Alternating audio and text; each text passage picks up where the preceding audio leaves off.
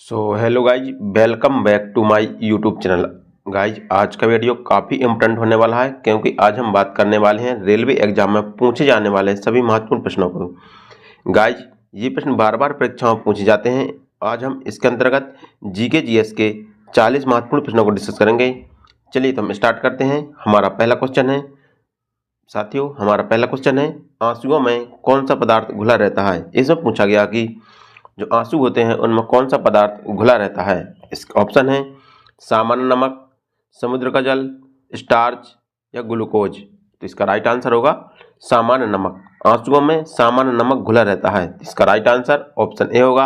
हमारा अगला क्वेश्चन है लोहे पर जंग लगती है। इसमें पूछा गया कि लोहे पर जंग किस कारण लगती है। इसका ऑप्शन है फेरिक ऑक्साइड से, जलयोजित फेरिस तथा फेरिस ऑक्साइड से, क्षारीय फेरिस एवं फेरिस कार्बोनेट से, या उपर्युक्त सभी के कारण। तो इसका राइट आंसर होगा उपर्युक्त सभी के कारण। जो लोहे में जंग लगती है वो उपर्युक्त सभी के कारण लगती है। तो इसका राइट आंसर ऑप्शन डी होगा। हमारा अगला क्वेश्चन है इंसुलिन की खोज किसने की। इसमें पूछा गया कि इंसुलिन की खोज किसके द्वारा की गई थी।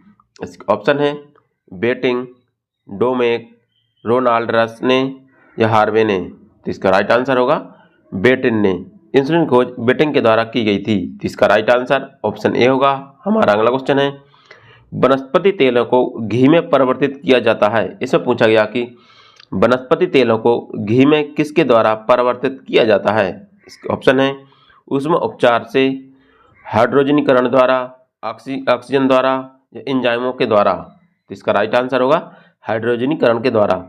वनस्पति तेलों को घी में परिवर्तित हाइड्रोजनीकरण के द्वारा किया जाता है। तो इसका राइट आंसर होगा ऑप्शन बी।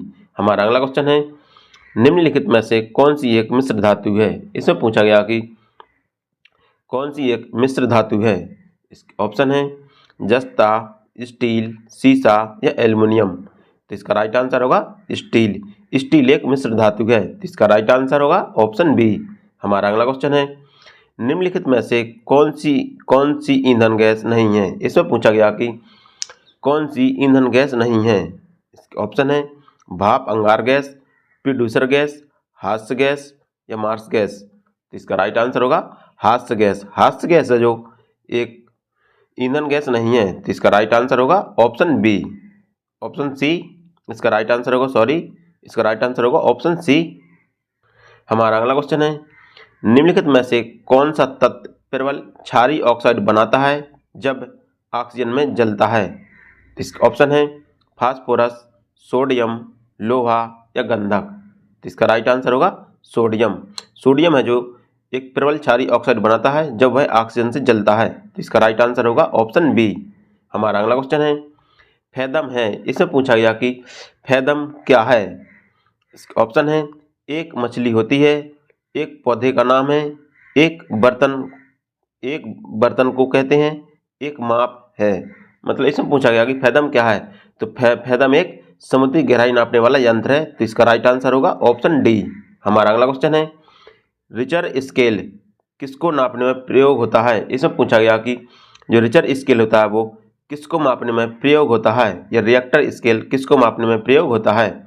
इसका ऑप्शन है भूकंप की तीव्रता, वायु की गति, समुद्र की गहराई, शरीर का ताप। तो इसका राइट आंसर होगा भूकंप की तीव्रता। रिएक्टर स्केल या रिचर स्केल से भूकंप की तीव्रता मापी जाती है। तो इसका राइट आंसर होगा ऑप्शन ए। हमारा अगला क्वेश्चन है डायनामाइट के आविष्कारक निम्नलिखित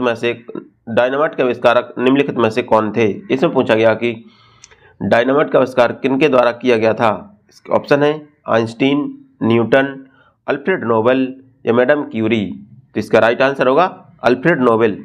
अल्फ्रेड नोबेल के द्वारा डायनामाइट का आविष्कार किया गया था। तो इसका राइट आंसर होगा ऑप्शन सी।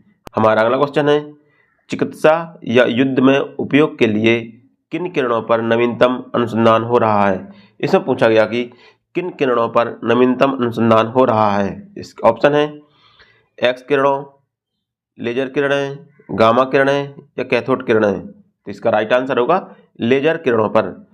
चिकित्सा व युद्ध में उपयोग के लिए लेजर किरणों का नवीनतम अनुसंधान हो रहा है। तो इसका राइट आंसर होगा ऑप्शन बी।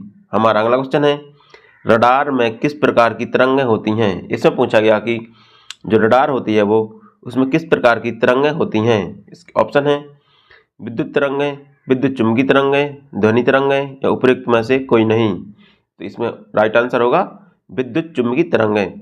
रडार में विद्युत चुम्बकीय तरंगें होती हैं, तो इसका राइट आंसर ऑप्शन बी होगा। हमारा अगला क्वेश्चन है आकाश के नीले दिखाई देने का मुख्य कारण है। इसमें पूछा गया कि आकाश जो नीला दिखाई किसके कारण देता है? इसका ऑप्शन है सूर्य की रोशनी नीली होती है, वायुमंडल में उपस्थित धूल आदि के कणों द्वारा सौर किरणों का प्रकीर्णन, प्रकाश परावर्तन, प्रकाश अपवर्तन। तो इसका राइट आंसर होगा ऑप्शन बी वायुमंडल में उपस्थित धूल आदि के कणों के द्वारा सौर किरणों का प्रकीर्णन। सौर प्रकाश का प्रकीर्णन के कारण आकाश नीला दिखाई देता है, तो इसका राइट आंसर होगा ऑप्शन बी। हमारा अगला क्वेश्चन है तेज गति से आता हुआ वाहन हॉर्न बजाता है तो उसका पिच। इससे पूछा गया कि तेज गति से आता हुआ वाहन जब हॉर्न बजाता है तो उसका पिच कैसा सुनाई देता है? इसका ऑप्शन है उतना ही सुनाई देता है, अधिक सुनाई देता है, कम सुनाई देता है, पहले कम और फिर अधिक सुनाई देता है। तो इसका राइट आंसर होगा अधिक सुनाई देता है। तेज गति से आता हुआ वाहन जब हॉर्न बजाता है तो वह उसका पिच अधिक सुनाई देता है, तो इसका राइट आंसर होगा ऑप्शन बी। हमारा अगला क्वेश्चन है दोस्तों, इसको फिर से पढ़ते हैं। ये फिर से आ गया क्वेश्चन, तेज गति से आता हुआ वाहन जब हॉर्न बजाता है तो उसका पिच सुनाई देता है। इसमें पूछा गया कि तेज गति से आता हुआ वाहन जब हॉर्न बजाता है तो उसका पिच कैसे सुनाई देता है? तो उसका पिच अधिक सुनाई देता है, तो इसका राइट आंसर होगा ऑप्शन बी अधिक सुनाई देता है। हमारा अगला क्वेश्चन है सूती और ऊनी रेशों में अंतर ज्ञात किया जा सकता है। इसमें पूछा गया कि सूती और ऊनी रेशों में अंतर किस कारण ज्ञात किया जाता है? इसका ऑप्शन है छूकर, जलाकर, NaOH से क्रिया करा के, HOS से क्रिया करा के। तो इसका राइट आंसर होगा जलाकर। सूती और ऊनी वस्त्रों में अंतर जलाकर, उनको जलाकर देखते हैं उनमें अंतर किया जाता है, तो इसका राइट आंसर होगा ऑप्शन बी। हमारा अगला क्वेश्चन है बर्फ पर दाब बढ़ाने से उसका गलनांक। इसमें पूछा गया कि जब बर्फ पर दाब बढ़ाया जाता है तो उसका गलनांक पर क्या अंतर पड़ता है या क्या प्रभाव पड़ता है? इसके ऑप्शन है घट जाएगा, बढ़ जाएगा, अपरिवर्तित रहेगा, शून्य हो जाएगा। तो इसका राइट आंसर होगा घट जाएगा। बर्फ पर जब दाब बढ़ाया जाता है तो उसका गलनांक घट जाता है, तो इसका राइट आंसर ऑप्शन ए होगा। हमारा अगला क्वेश्चन है गर्मियों में सफ़ेद कपड़े क्यों पहने जाते हैं? इसमें पूछा गया कि गर्मियों में सफ़ेद कपड़े क्यों पहने जाते हैं? इसका ऑप्शन है ऊष्मा के बुरे अवशोषक होते हैं, सस्ते होते हैं, आकर्षक होते हैं, इनमें से कोई नहीं। तो इसका राइट आंसर होगा ऊष्मा के बुरे अवशोषक होते हैं। जो सफ़ेद कपड़े होते हैं वह ऊष्मा के बुरे अवशोषक होते हैं, इसलिए गर्मियों में पहने जाते हैं। इसका राइट आंसर ऑप्शन ए होगा। हमारा अगला क्वेश्चन है निम्नलिखित में से गलत कौन सा है? इसमें पूछा गया कि गलत कथन कौन सा है? इसका ऑप्शन है लोहा पानी में डूब जाता है, लकड़ी पानी पर तैरती है, पारा पानी पर तैरता है या पारे में लोहा तैरता है। तो इसका राइट आंसर होगा पारा पानी पर तैरता है। ये क्या है? गलत है कि पारा पानी पर नहीं तैरता है, बाकी सही है। तो इसका राइट आंसर होगा ऑप्शन सी। हमारा अगला क्वेश्चन है संतरे में कौन सा विटामिन अधिक होता है? इसमें पूछा गया कि संतरे में कौन सा विटामिन अधिक होता है? इसका ऑप्शन है vitamin D, vitamin A, vitamin C या विटामिन बी। तो इसका राइट आंसर होगा विटामिन सी। संतरे में विटामिन सी पाया जाता है, तो इसका राइट आंसर ऑप्शन सी होगा। हमारा अगला क्वेश्चन है चमगादड़ अंधेरे में भी उड़ सकते हैं क्योंकि उन्हें सहायता प्राप्त होती है। इसमें पूछा गया कि चमगादड़ अंधेरे में भी उड़ सकते हैं क्योंकि उन्हें सहायता किसके द्वारा प्राप्त होती है? इसका ऑप्शन है अल्ट्रावायलेट वेब से, अल्ट्रासोनिक वेब से, रेडिएशन से, स्पेशल रेटिना से। तो इसका राइट आंसर होगा अल्ट्रासोनिक वेब से। जो चमगादड़ है उनको अल्ट्रासोनिक वेब से सहायता प्राप्त होती है, तो इसका राइट आंसर ऑप्शन बी होगा। हमारा अगला क्वेश्चन है एल्युमिनियम किस खनिज से प्राप्त की जाती है? इसमें पूछा गया कि एल्युमिनियम किस खनिज से प्राप्त की जाती है? यह एल्युमिनियम का बॉक्साइट क्या है? इसके ऑप्शन है मोनानाइट, एंथ्रासाइट, बॉक्साइट या थोरियम। तो इसका राइट आंसर होगा बॉक्साइट। एल्युमिनियम है जो बॉक्साइट से प्राप्त किया जाता है, तो इसका राइट आंसर ऑप्शन सी होगा। हमारा अगला क्वेश्चन है ब्लैक होल क्या है? इसमें पूछा गया कि ब्लैक होल क्या है? इसके ऑप्शन है निहारिकाएं, उल्काएं, सूर्य के धब्बे या इनमें से कोई नहीं। तो इसका राइट आंसर होगा इनमें से कोई नहीं। जो ब्लैक होल है वो न निहार का है, न उल्काएं हैं, न सूर्य के धब्बे हैं। तो इसका राइट आंसर होगा इनमें से कोई नहीं। तो इसका ऑप्शन डी सही होगा। हमारा अगला क्वेश्चन है, जल में स्थायी कठोरता का कारण है। इसमें पूछा गया कि जल में स्थायी कठोरता का कारण क्या है। इसका ऑप्शन है magnesium carbonate, calcium chloride, zinc chloride, calcium bicarbonate. तो इसका राइट आंसर होगा कैल्शियम क्लोराइड। जल में स्थायी कठोरता का मुख्य कारण होता है कैल्शियम क्लोराइड। तो इसका राइट आंसर ऑप्शन बी होगा। हमारा अगला क्वेश्चन है, कैलोरी की मापन इकाई है। इसमें पूछा गया कि कैलोरी किसकी मापन इकाई है। इसका ऑप्शन है ऊष्मा की, ठोस की, तरल की या ध्वनि की। तो इसका राइट आंसर होगा ऊष्मा की। कैलोरी है जो ऊष्मा है जो कैलोरी में मापी जाती है। तो इसका राइट आंसर होगा ऑप्शन ए। हमारा अगला क्वेश्चन है, सूर्य उदय होते समय व डूबते समय लाल क्यों दिखाई देता है। ये सब पूछा गया कि सूर्य उदय होते समय और डूबते समय लाल क्यों दिखाई देता है। इसके ऑप्शन है विकिरण, जल वाष्प, धूल के कारण या प्रकीर्ण। तो इसका राइट आंसर होगा प्रकीर्ण। सूर्य उदय होते समय और डूबते समय लाल प्रकीर्ण के कारण दिखाई देता है। तो इसका राइट आंसर होगा ऑप्शन डी। हमारा अगला क्वेश्चन है, घरों में विद्युत संयंत्र जोड़े जाते हैं। इसमें पूछा गया कि जो घरों में विद्युत संयंत्र जुड़े होते हैं वो किस श्रेणी में जुड़े होते हैं।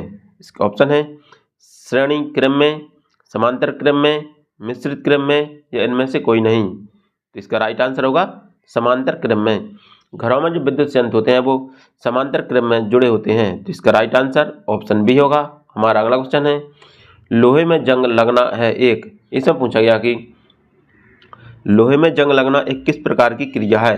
इसका ऑप्शन है भौतिक क्रिया, रासायनिक क्रिया, सामान्य क्रिया या इनमें से कोई नहीं। तो इसका राइट आंसर होगा रासायनिक क्रिया।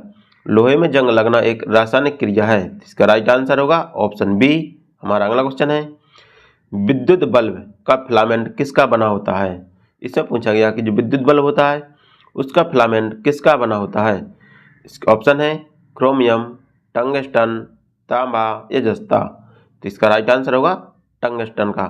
जो विद्युत बल्ब का फिलामेंट होता है वह टंगस्टन का बना होता है। तो इसका राइट आंसर होगा ऑप्शन बी। हमारा अगला क्वेश्चन है, केतली में पानी का गर्म होना उदाहरण है। इसमें पूछा गया कि केतली में पानी किस कारण गर्म होता है। इसका ऑप्शन है चालन द्वारा, संवहन द्वारा, विकिरण द्वारा या संघनन के द्वारा। तो इसका राइट आंसर होगा संवहन के द्वारा। केतली में पानी है जो संवहन के द्वारा गर्म होता है। तो इसका राइट आंसर होगा ऑप्शन बी।